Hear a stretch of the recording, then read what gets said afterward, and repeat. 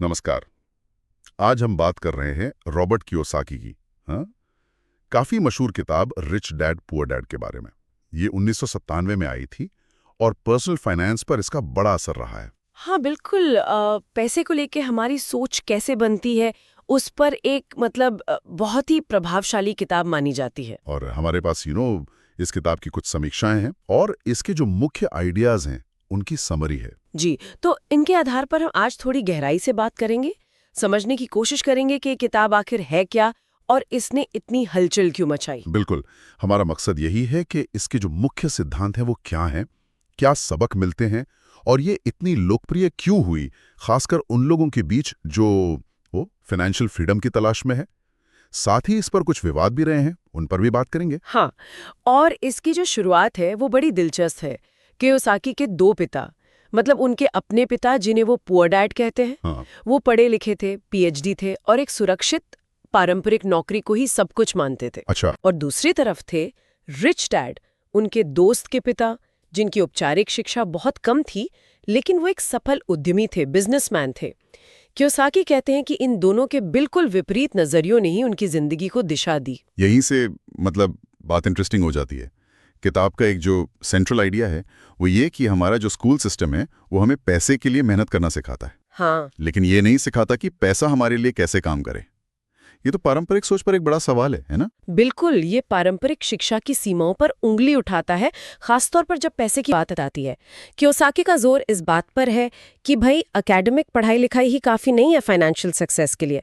असली जरूरत है फाइनेंशियल लिटरेसी की, मतलब ये समझना कि पैसा काम कैसे करता है। ये सिर्फ कमाना नहीं है, पैसे को संभालना, उसे बढ़ाना, ये सब सीखना जरूरी है। और शायद किताब का जो सबसे फेमस कॉन्सेप्ट है वो है एसेट्स और लायबिलिटीज के बीच का फर्क। सुनने में तो बड़ा सिंपल लगता है, एसेट वो जो जेब में पैसा डाले, लायबिलिटी वो जो पैसा निकाले। हाँ, लेकिन ये विचार बहुत पावरफुल साबित हुआ है।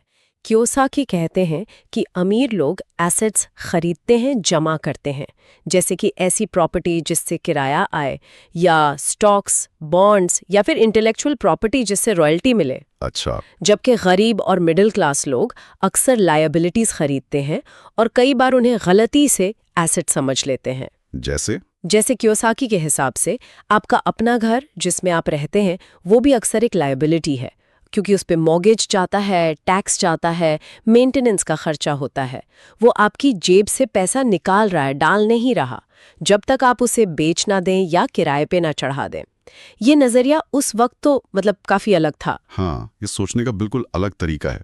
अच्छा, कियोसाकी एक और बात पे जोर देते हैं कि सिर्फ सैलरी के लिए काम मत करो, सीखने के लिए काम करो। सही कहा। मतलब ऐसी जॉब्स चुनो जहां कुछ नया स्किल सीखने को मिले, भले ही शुरू में पैसा थोड़ा कम हो। जी, उनका तर्क ये है कि लंबे समय में अगर आपको फाइनेंशियली सफल होना है तो कुछ खास स्किल्स बहुत जरूरी हैं, जैसे अकाउंटिंग की समझ हो, इन्वेस्टमेंट कैसे करें, मार्केटिंग यानी बेचना कैसे है, और थोड़ा बहुत कानून का ज्ञान। ये स्किल्स आपको सिर्फ एक कर्मचारी बने रहने से आगे ले जा सकती हैं। बिल्कुल, इनसे आप खुद के लिए एसेट्स बना सकते हैं, अपना बिजनेस खड़ा कर सकते हैं। तो ये करियर को सिर्फ पैसे कमाने का जरिया नहीं, बल्कि सीखने का एक मौका देखने जैसा है। और फिर आता है माइंडसेट वाला एंगल। पुअर डैड की सोच थी सुरक्षित रहो, रिस्क मत लो। वो डरते थे। हाँ, वो कहते थे मैं ये अफोर्ड नहीं कर सकता। जबकि रिच डैड का नजरिया था कि गलतियां तो सीखने का हिस्सा हैं और कैलकुलेटेड रिस्क लेना जरूरी है। यही किताब के फलसफे का कोर है। पैसे को लेकर आपका रवैया, आपका डर या आपका भरोसा, आपकी सोच ही तय करती है कि आप फाइनेंशियली कहाँ पहुंचेंगे। मैं ये नहीं खरीद सकता की जगह ये पूछना कि मैं इसे कैसे खरीद सकता हूँ, ये सोच का वो शिफ्ट है जिसकी कियोसाकी बात करते हैं। तो ये प्रॉब्लम को एक चैनल की तरह देखना सिखाता है। हाँ बिल्कुल, बाधा नहीं, अवसर की तरह। तो इस किताब की जो इतनी पॉपुलैरिटी है उसका राज क्या है? शायद ये जो कहानी सुनाने का तरीका है वो बहुत सिंपल है और काफी मोटिवेटिंग भी लगता है लोगों को। हाँ, इसकी पहुंच का एक बड़ा कारण यही है। इसने लाखों लोगों को पैसे के बारे में बिल्कुल अलग ढंग से सोचने पे मजबूर किया। लगा कि हाँ, हम भी कुछ कर सकते हैं। लेकिन इसकी आलोचना भी तो होती है। हाँ, कम नहीं होती। क्रिटिक्स कहते हैं कि किताब में कोई ठोस प्रैक्टिकल सलाह नहीं है, बस बड़े बड़े आइडियाज हैं, लेकिन करें कैसे ये साफ नहीं है। चीजों को बहुत ज्यादा सिंप्लीफाई कर दिया गया है, ऐसा भी कहते हैं। ये सबके लिए शायद सही ना हो, और कुछ लोग तो ये भी सवाल उठाते हैं कि ये रिच डैड असल में थे भी या नहीं, कहीं वो सिर्फ एक कहानी कहने का तरीका तो नहीं थे। अच्छा, ये भी एक पॉइंट है। तो कुल मिलाकर हम ये कह सकते हैं कि रिच डैड पुअर डैड कोई step by step investment guide तो नहीं है। नहीं, बिल्कुल नहीं। ये ज्यादातर माइंडसेट पर फोकस करने वाली किताब है। हमें चैलेंज करती है कि पैसे को लेकर जो हमने सीखा है या जो हमें सिखाया गया है उस पर सवाल उठाएं। सही कहा। भले इसमें डिटेल स्ट्रैटेजी ना हो, पर यह फाइनेंशियल फ्रीडम की तरफ पहला कदम बढ़ाने वालों के लिए एक वैचारिक बुनियाद जरूर रखती है। ये बचत से ज्यादा इन्वेस्टमेंट पर और सिर्फ कमाने से ज्यादा एसेट बनाने पर जोर देती है, सोचने का एक नया फ्रेमवर्क देती है। और अंत में अपने सुनने वालों के लिए एक सवाल छोड़ जाते हैं।